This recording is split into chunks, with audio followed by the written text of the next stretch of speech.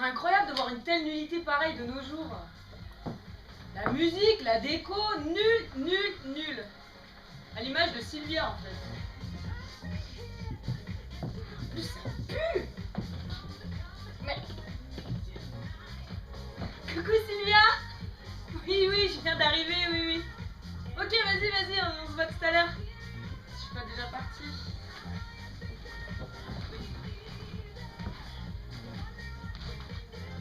Hey, ça va, gros boudin? Ça irait mieux si j'étais n'importe où sauf ici. Ça fait longtemps que t'es arrivé? Bah, une éternité, environ 1 minute. Mais pourquoi t'es venu si tu savais que ça allait te gonfler? Bah, j'avais la flemme de me faire à bouffer. Ouais, remarque, moi c'est pareil. Pire même, vu que je ne sais pas cuisiner. Mais c'est quoi cette odeur? On a embaumé quelqu'un? Presque. Je crois que, même si certains ont des têtes de momies, non, il paraît que c'est un truc d'ambiance, un parfum à la mode, quelque chose dans ce genre. C'est quoi l'ambiance? Soleil brûlant sur feuille morte pourrie?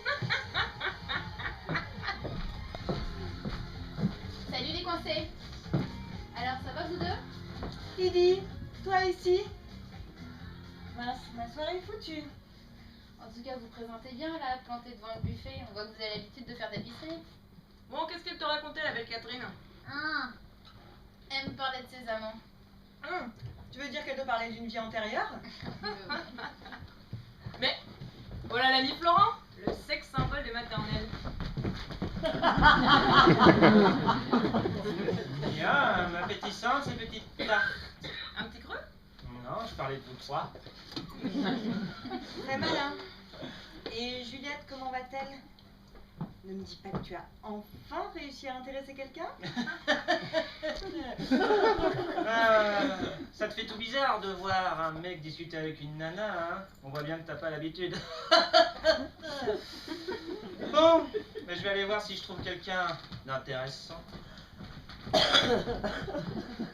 Et Sylvia, où est-elle?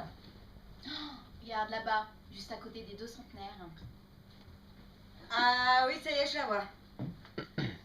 D'autant qu'avec son espèce de toque en poil de chameau, on peut pas la louper là. Hein. Non mais attends, perdu? C'est pas une toque, ce sont ses cheveux. Hein? Quoi? Mais qu'est-ce qui lui est arrivé? Elle est tombée dans le sèche-linge? Regardez-moi ça. Florent n'a décidément peur de rien. Le voilà qui vient d'harponner Marie-Louise. Oh, ceci dit, Marie-Louise, il y a pire. On peut dire qu'elle a pour elle un certain côté nature. Oui, avec ses 3 tonnes de peinture, je dirais plutôt nature morte. C'est ce que je pense aussi. D'ailleurs, regarde sa figure. Un vrai tableau. On distingue très bien les différentes couches successives qui ont été appliquées. Et à gauche de Florent, c'est pas Mireille? Bah, exact. Et il me semble qu'à droite, ça doit être sa fille. Tu crois? Bah évidemment, elles ont exactement la même grosse verrue dégueulasse sur les mollets. Oh.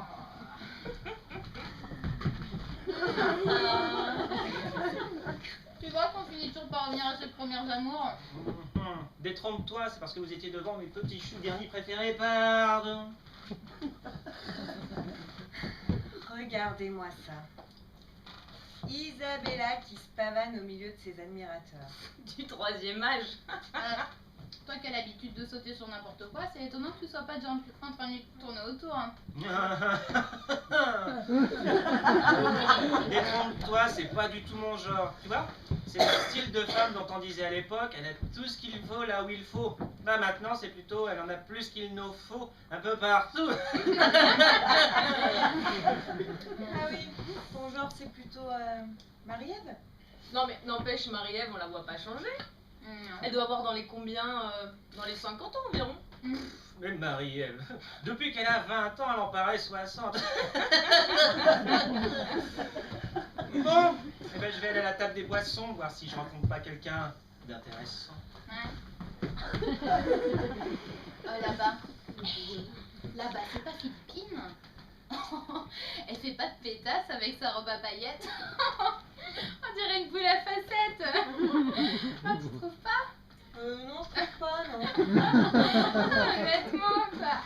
Ah oui, mais c'est toujours pareil, ça dépend par qui c'est porté. Bon, c'est le pompon de la pomponnette, même Clotilde est là. Clotilde. Mais oui, la cousine à Florent, on me l'a présentée un jour avant que j'ai eu le temps de me tirer.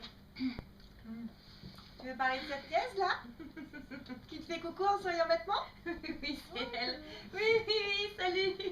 Oui, ne bouge pas, reste où tu es, surtout. Et puis continue bien à faire coucou, on les voit bien tes longs poils sous les bras. C'est quoi cette grosse bâche qu'elle a sur le dos? Elle a fait suivre sa toile de tente au cas où. Perdu, c'est pas une bâche, hein, c'est sa robe. Intéressant. Dis donc, Lydie. C'est pas celle qui vient par là? Tu sais le gros lourd qui essaie à chaque fois de te draguer? Non mais, cette fois je vais pas me laisser avoir. Vous avez qu'à lui dire que je suis avec mon mec ou quoi? Moi je me casse. Ah oui. Salut les meufs. Mais qu'est-ce que c'est que cette mascarade? Ouais, j'ai cru apercevoir les dire. Oui, elle est partie là-bas, elle est en train de discuter. Ouais. Et je crois qu'elle n'a pas envie d'être dérangée au cas où tu aurais voulu aller lui parler. Ouais, c'est dommage. J'aurais pu connaître son père. Mais son père, c'est pas son père, c'est son mec.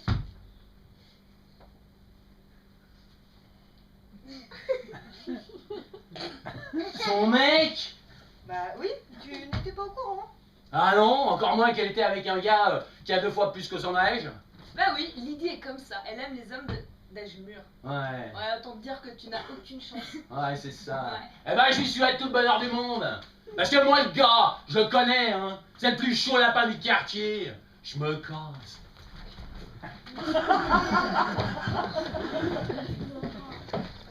Ah putain, mais quel gros lourd quoi. Tu vas parler de ça?